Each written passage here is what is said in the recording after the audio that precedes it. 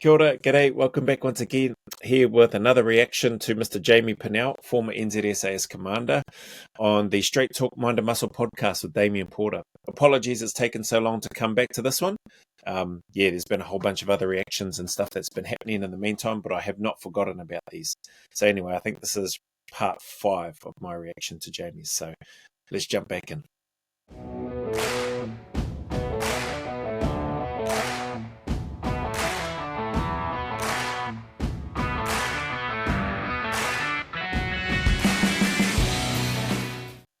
Yeah, it was there's a lot going on. But again, I'm just lucky. You land with good people sometimes. With a good team, we had a really good team, from the operators to our enablers. We had a really good team of people doing the business over there at that particular time. So it was pretty, and it was representative of the entire Defence Force, by the way. There's people in that team from all 3 services, you know what I mean, and doing different things. So it was pretty significant. I think the term, you make your own luck, comes to fruition quite nicely there.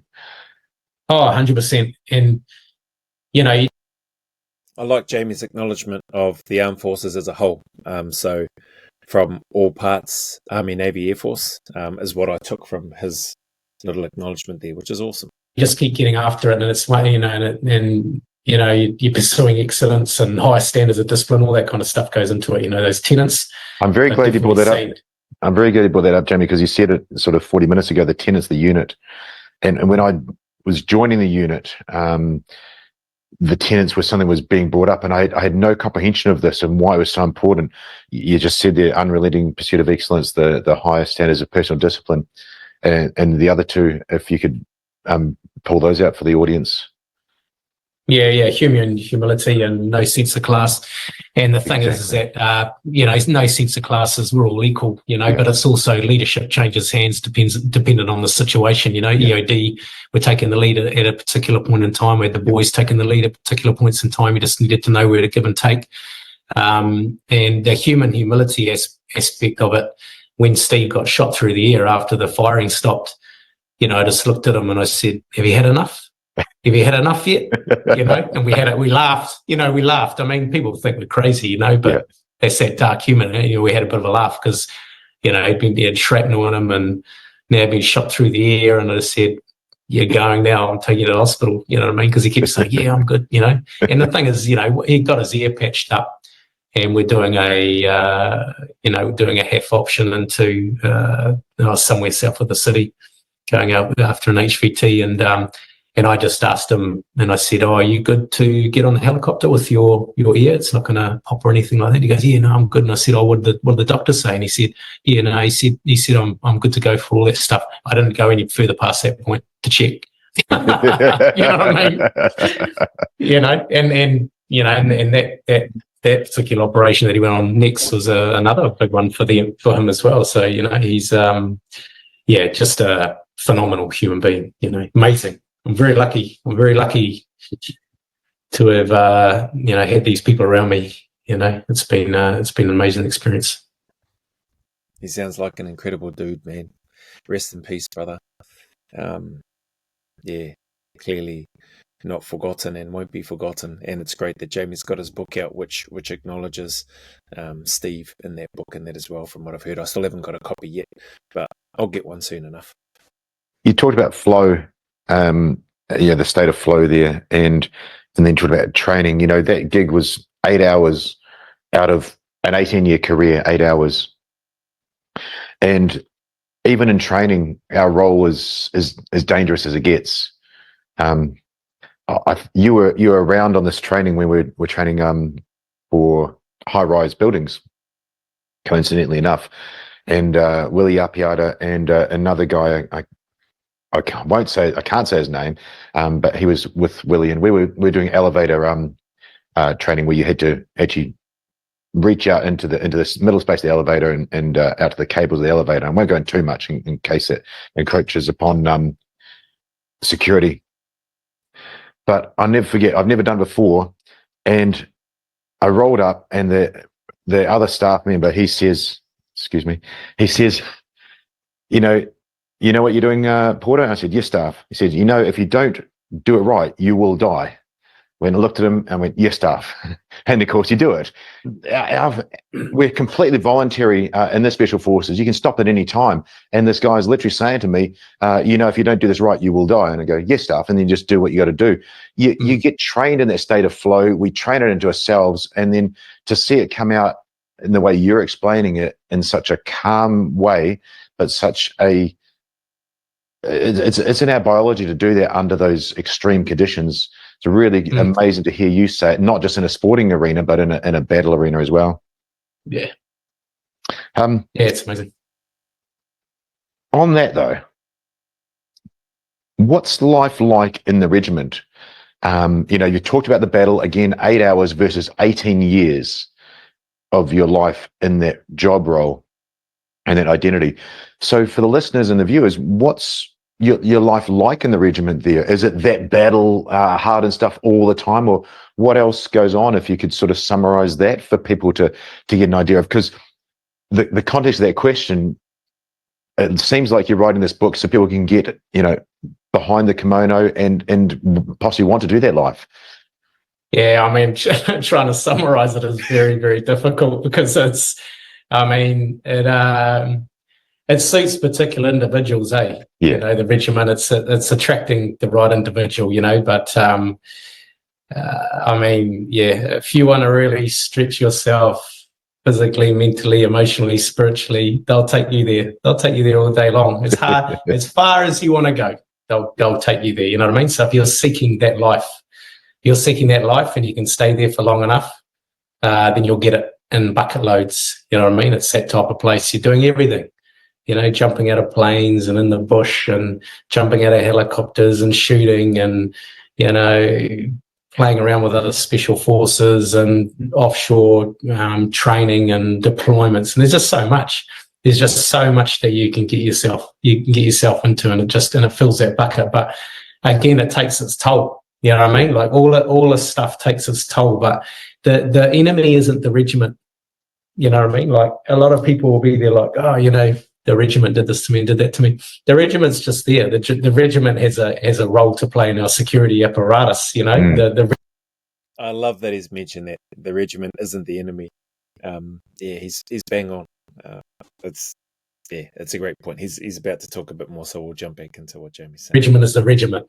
You are the enemy. You're the enemy. You're the one that perceives it to be that way, and you're the one that needs to understand, particularly about self-awareness and what's happening around you.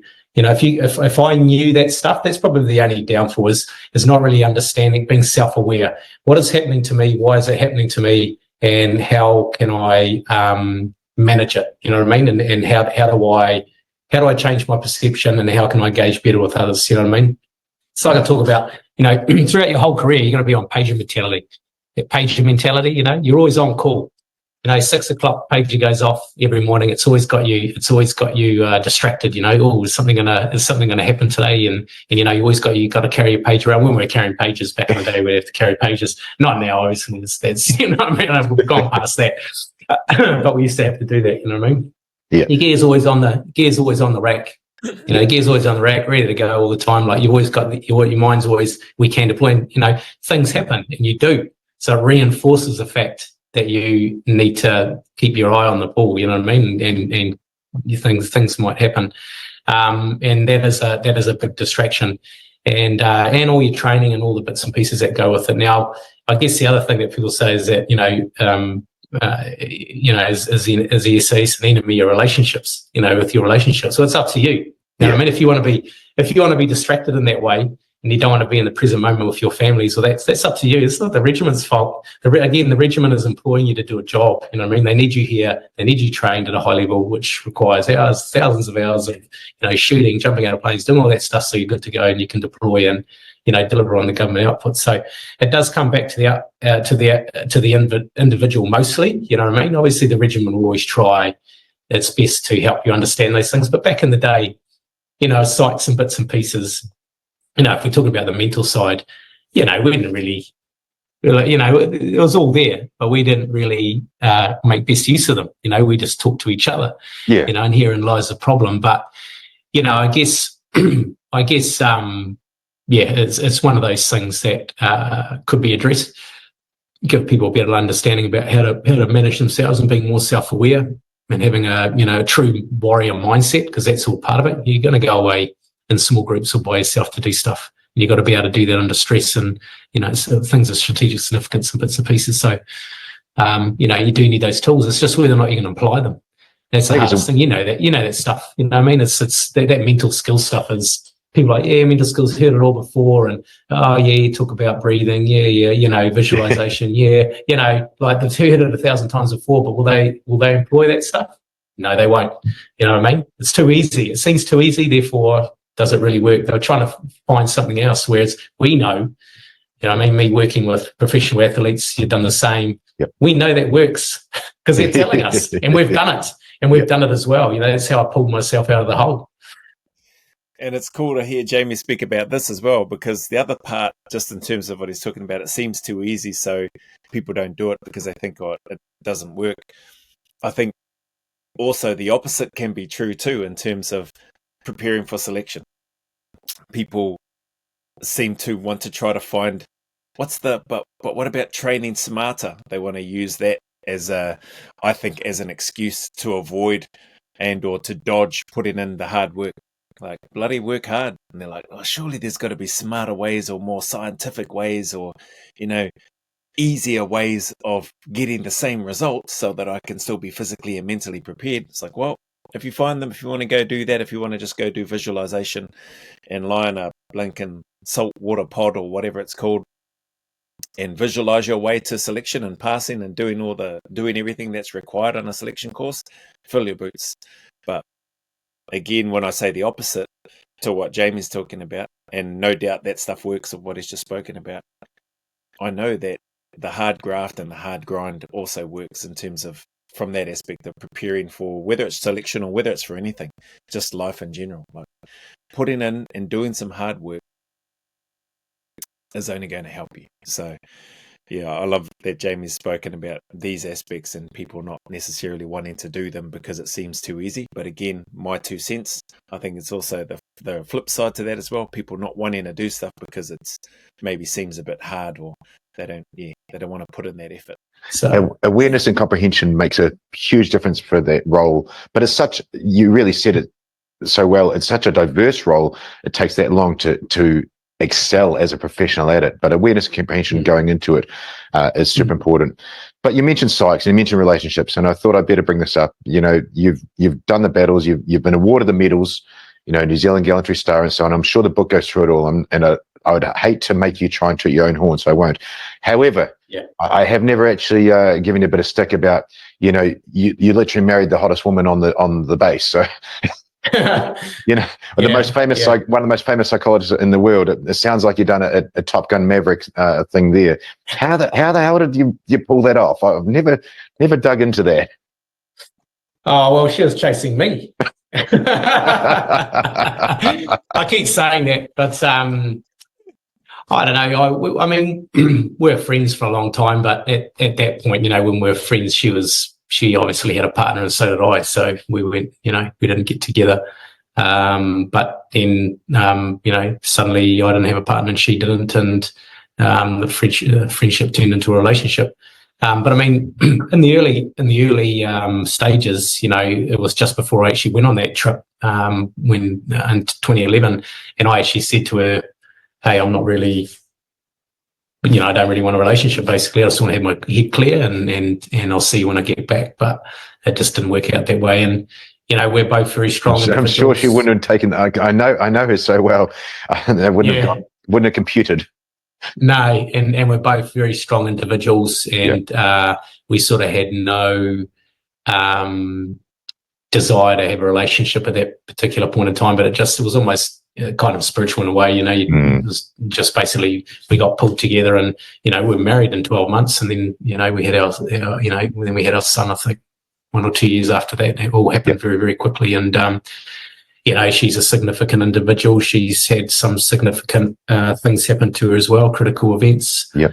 She's got her own story to tell. I mean, she's got it all there, but yeah, it's we're a good fit. You know, she's yeah, we definitely complement each other. But yeah, I was never, and neither was she, seeking anyone for marriage or kids or anything like that. But this is just how things happen. You know, it's just all of a sudden, here you are. You know, and we're still going strong. So yeah, it's been amazing. Amazing woman. Very, very lucky. I should have. The only thing I didn't do with her is just listen to her through that transition piece. But yeah, it's amazing because I've got some basic notes of where to go in this interview, and every time I get near it, you give me the segue, because that literally is the next piece, that last piece of the puzzle, the transition from that warrior, from that career SAS operator into where you are now. So can you give us an idea of what you're doing now, and then what that transition was like? And you mentioned digging yourself out of the hole, which is a term I've used, which I haven't heard you say.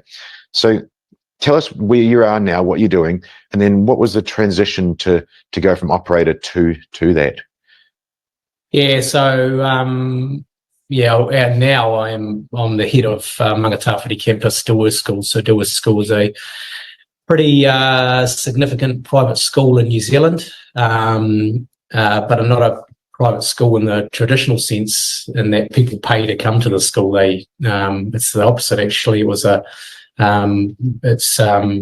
operationalized out of a fund, so we give boys scholarships to come to the school, and there's certain criteria that they have to fit for that to happen, and they have to show up, you know, the potential before they get in here. And so I'm a part of that. So we have the junior and senior campus who deliver the academic curriculum, and then we have the Mangatawhiti campus, which delivers the learning and the outdoor program. And through that, we basically, the learning and the outdoors program is a vessel for our flourishing curriculum, which is basically those intrinsic positive character traits that we're trying to build into the boys, Right. self-efficacy and resilience and a whole lot of different things, you know, self-confidence and understanding their Christian faith as well is a big part of the school. It's a faith-based school. So amazing employer, very lucky, and very lucky to be in this role. It's been an eye-opener, and it's something that has definitely helped change me, because the approach that you take for the boys is, you know, a huge difference, or a huge pivot away from how we sort of operate in the military, you know what I mean? Yep. And so, yeah, it's been great. Before that, I was consulting. We had a business, Sailor and I, we were consulting, helping individuals and organisations achieve high performance across leadership, culture and resilience. So Yep. I got to obviously work with, you know, some big superstars in league and rugby and Olympics and Paralympics and stuff like that. So that was an awesome little journey. And then obviously before that was me leaving. And yeah, the hardest part was firstly was the way I left. So obviously we have 3 months before we can leave. So I put in my papers. About a week after that, the OC came and saw me and said, hey, you've got literally 3 months of long service leave that you have to take. So, well, you can check out now, and then we'll see you at your farewell. And so I was like, oh, man, it's a bit quick. Yeah. You know, and I've been busy up until that point, you know what I mean? Yeah, just all of a sudden, I thought, oh, yeah, cool, you know, it'd be awesome to go on a bit of leave. So I started, got out, had that leave. It was great. It was like I was on a holiday, came back, did my farewell, and then that was it. Yeah, that's hard, isn't it? Over. You know, it was over. That was it. And it was, you know, and I was still quite, the operational tempo was still moving through that point past Waitea. And then so as you do, because you're in that mode, is you just stay in routine. If I stay in routine, everything's normal, you know. So I made sure I was doing an hour and a half sessions in the morning from 8 o'clock. You know, and when you say PT. Sessions, you're talking PT. Yeah, PT sessions. And then I was studying at the time. I was doing a master's, so straight into that, full focus, doing all that. Yep.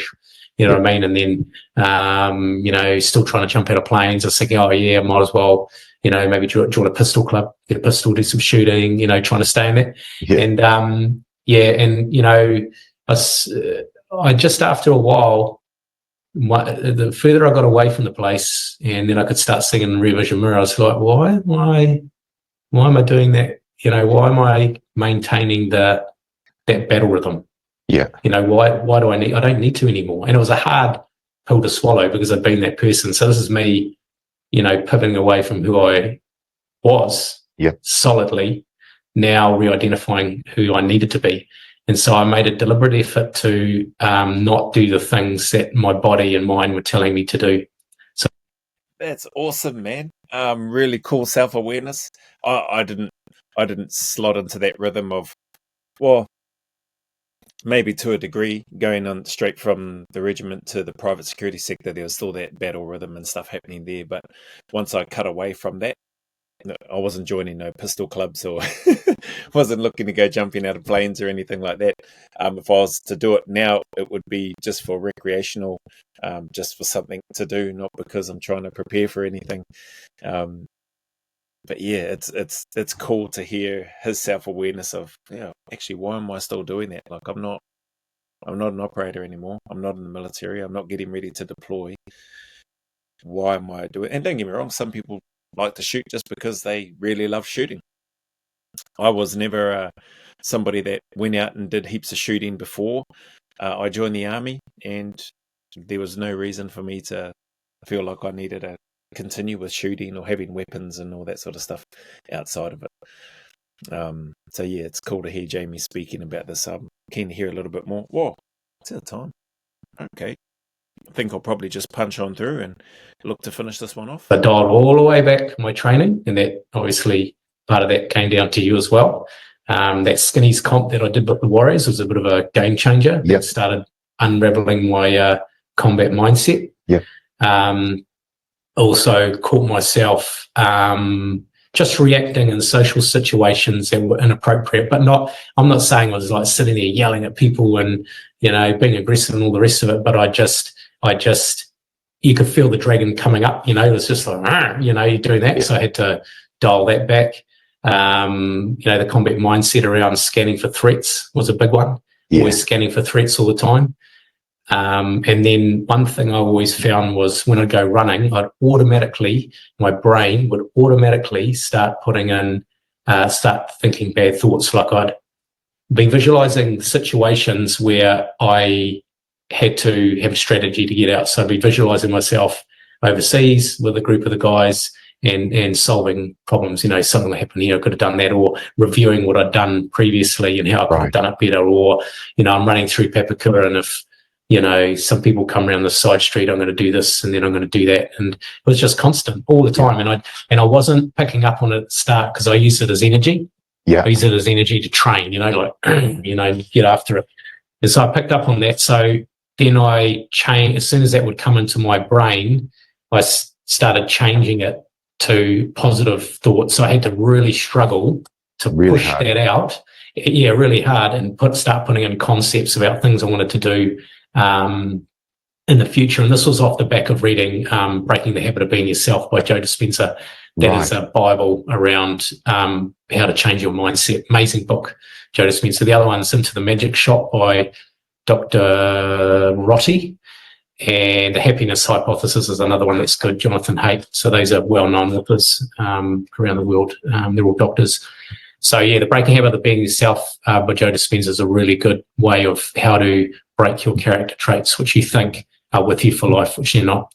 So all of these things, and there's others, you know what I mean? Like there's a lot of arguments and bits and pieces happening around at home.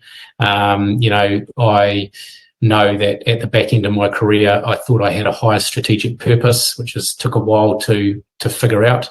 I'll get into my car at camp, and I'd drive home, and the closer I got to home, the angrier I'd get.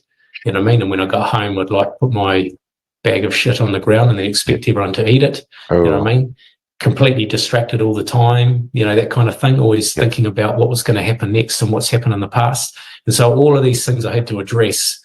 Ali was telling me, but again, she's my wife. She's still my wife, and, we're sort of being a little bit compatible with each other. So I was being stubborn, as I always am, and had to figure it out as well. But I had to figure this out for myself and become more self-aware about the things that didn't really fit anymore.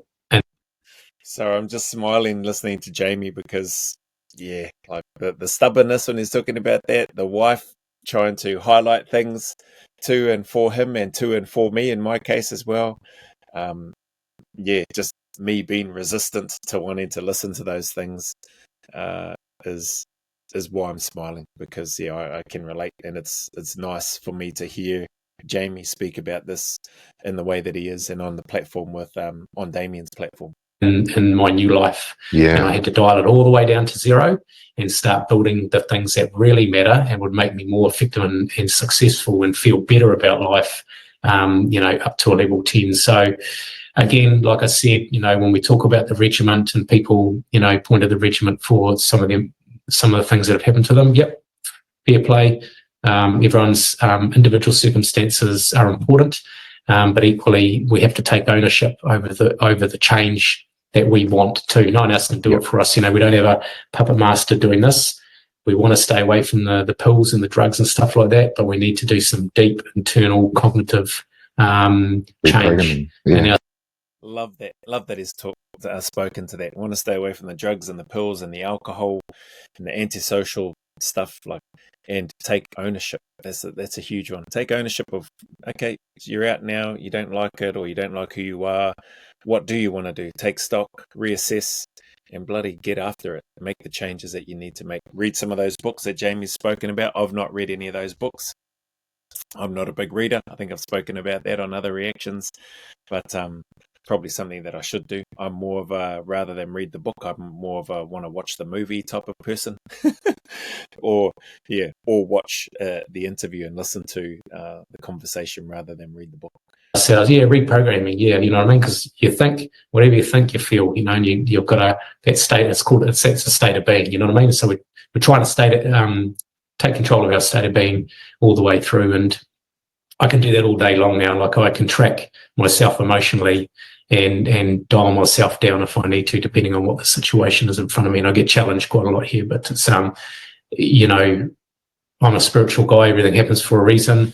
In this particular part of my life, I think this is the real they're putting a lot of polish on me, you know what I mean? Like they're really helping me become who I am going to be in the future. So again, forever grateful for it, and I'm glad I stepped into the space. And again, when I got out of the regiment, I was seeking work that was completely different from the regiment. So a lot of guys go into private contracting. I decided there's no way I'm going to do that. I'm going to go in the completely opposite direction. And then it just began. Things started getting thrown in front of me that would put me into those positions.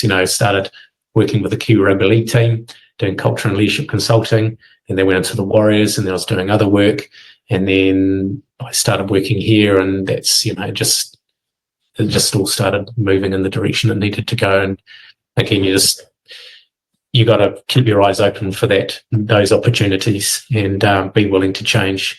A lot of guys, as we know, will get out and they'll just be standing, looking back and trying to move forward, and it can't happen. You can't walk backwards. You got to turn yourself around at some point, know where you're going, bite the bullet. Yep, the culture is not going to be the same, but you need to change to get yourself right. It's keep all the good stuff from the military, start trimming back on some of the stuff that doesn't fit. Gosh, you've done it to me again, because I was awesome advice. Literally going to say, if there's one piece of advice, and not overwhelming people, give them 10 pieces of advice, give them one piece of advice. And I think you nailed it there, Jamie. If you're trying to move forward, you can't look back. Don't throw that stuff in the trash, but figure out where you're going. And between the lines, again, I think that's the key, is start to get an idea of which direction to go in. You obviously wanted to help and learn about people, learn about other things, and help them. I love helping others. And I've realized, even just the other day, literally all my jobs have been service. Every job is in serving others, not myself. So I think your piece of advice there was great. I'm sure there's more in the book, but you can't move forward if you're looking back, and physically you'd fall over. So that does seem to be what happens to people mentally as well. Yeah, it's yeah, there's a lot of good things that the military give you. You got to identify what those things are, and then you just got to identify things that don't really fit anymore. I mean, that zero to hero response, the contact front, contact front, contact front, contact front, constant, that kind of thing that's drummed into you, that can negatively impact your relationships with others if you don't control yourself in the situation. It's no one should ever be aggressive or anything like that. If you're catching yourself being aggressive, just disproportionate to where you're at with things, or who you're talking to, then you might want to catch yourself and dial yourself back. But there's a reason for everything, you know what I mean? And it's just the biggest thing is self-awareness. Like, how am I thinking and feeling now, and why am I? Why am I feeling this way? Do I need to stop off the side of the road and maybe do some breathing for 5 minutes, bring myself down, have a think about it, and reorientate and start moving again? But the military, as you know, will give you all the tools you need to really succeed out here. I talk about out here. We're in the world. We're all together, but out here, away from the culture and the brotherhood and the sisterhood and all that kind of thing. It is tough, but you just got to prepare yourself. We've got to exit at some point, get the right mindset to go and do it, figure out what you're going to do. If you have to write all your stuff down deliberately, this is what I'm going to do. You know what I mean? Don't leave it to chance. Don't leave it to thought. A deliberate exit plan. Don't always rely on the Army or the Navy or the Air Force to do it well for you. Set yourself up for success. Know what your strengths are, what your weaknesses are, what you need to work on, and start doing the deep work. You know what I mean? There's people all around us that can do it. You're doing stuff in your space. I was doing stuff in my space with some veterans and bits and pieces. People can support you, and just get out there and find yourself in that new area.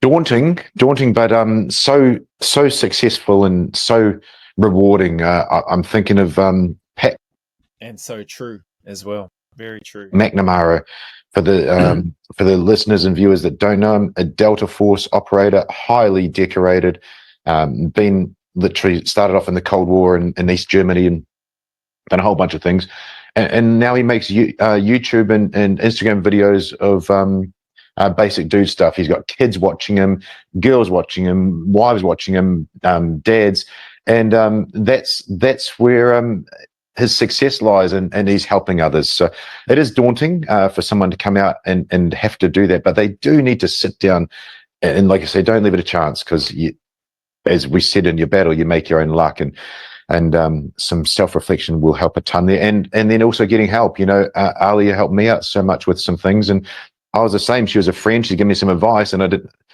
Maybe it wasn't the right time, but a few months later, actually that piece of advice that person's giving you is key. So surround yourself with good people, get good advice, and then figure it out.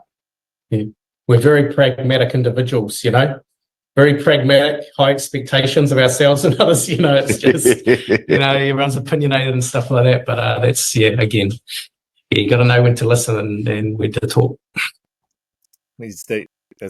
It's a beautiful point that he's just mentioned there. Yeah, we have got, you do, when you serve in a unit like that, you come away from that and you have very high expectations of everybody. I've been through that. My kids have felt that, not always in the positive way. My expectations of them, and my wife has spoken about it, just being unrealistic, and not realizing at that time I wasn't self-aware enough of my need to dial that back. But I've carried that into all my other jobs, regardless of where I've worked. My expectations have been high of other people, to be honest, to act with integrity, to do what they say they're going to do, and to do their work as well as they can. And holding them to account for that, having conversations with people if they haven't, or when they haven't done that. But yeah, it's been a hard thing to try to learn to dial back. But that's probably a good thing. Why I'm just doing my own thing now, YouTube full time. Got a bunch of things in the pipeline and in the plans for what I'm wanting to do, and now it's just a case of keeping myself accountable and making sure that I try to keep my own standards high for what it is that I'm trying to do, and build relationships with people in the process, whilst also building and strengthening, and in some cases mending some of the relationships with my own family, with my children in particular. So anyway. Yeah, exactly. Hey, on that, your book, we'll have a date for this podcast coming up, but the people listening and watching, where's the best place to find your book, Jamie? So in New Zealand, it's been sold physically in all the major bookstores from Wickhill's, Paper Plus, HarperCollins. You can buy it online. You can pre-order it. There's audiobooks through Amazon and Audible, and I think Kindle as well. That's more of a digital-based book reading app. So I'm not too sure how that works, but yeah, you can get it. I don't think Australia is going to sell physical copies for a while yet. And I'm not too sure if you've got listeners in the UK and the US, but yeah, you'll have to order it online there as well. Oh, the power of the interwebs, mate. I mean, gosh, most of my shows are 9 o'clock at night my time with USA, and there's UK and things, so you reach it worldwide. So I'm looking forward to reading it. I'll put a competition up for someone to get a signed copy. I'll make sure I get onto the unit and get a signed copy through the means of charity. Get through me. Good, man. Hey, look, lovely to talk to you. We'll have a quick chat afterwards, but thanks so much for your time. No, I appreciate it. It's awesome to get the story out there, and we'll see how it lands. Excellent. All right, I'll hit pause. We have a quick chat. All right. Oh, hang on. Let's just go back one there. We'll pause it there. Awesome. Good to get through that. A little bit longer, nearly 40 minutes, but I didn't realize. I thought it was going to take me another couple of bites at it to get through this. But anyway, as I saw it was like 10 or 12 minutes left, I thought I might as well just crack on. Awesome to hear Jamie speaking about not only the event that happened at the Intercontinental, but also that particular piece around transition, his acknowledgement of all arms, Army, Navy, Air Force, the enablers, as well as the operators. Great to hear Damien's input and stuff as well, in and around sharing some of his experience, and cool to hear him make a mention of Pat Mack as well. Yeah, basic dude stuff, awesome guy, doing amazing things and helping and serving other people, and a great sense of humor. So yeah, excited to get a copy of Jamie's book and have a read of that. Even though I'm not a big reader, I have got a few books. I've got the 11 Bats book, I've got the Survivor book from Mark Wales, the 11 Bats from Harry Moffat, so a couple of ex-Australian SAS guys. There are a couple other books somewhere. I can't see them right now, but and I've got a couple of other books. The Resilient Shield, again from some former Aussie SAS guys in that as well. Haven't read through all of that, but I've read chunks of those books so far, and they've been cool too. So Jamie's one will probably be the first Kiwi book that I would have once I get a copy of that. So yeah, good to hear. Anyway, if you made it this far, thank you very much for your time and for your support. If you watched the other reactions and you've been wondering when's the last one going to finish in regards to Jamie's interview on Damien Porter's podcast, this is it. Apologies again for taking so long, but appreciate your patience. Anyway, as always, the message is the same. Anybody going through any hard times, difficulties, challenges, just keep turning up, stay in the fight, put one foot in front of the other, take one day at a time. Know that you're not alone and that it's okay to not be okay. And it is 100% okay to ask for help if you need to. Know that the sun will shine again and that better days are ahead and that there is a light at the end of that tunnel. So as always, go always a little further. Remember, who dares wins and who cares wins. And until the next video, there's a big mana wave coming from me to you, filled with my aroha, respect, appreciation, and gratitude for you all.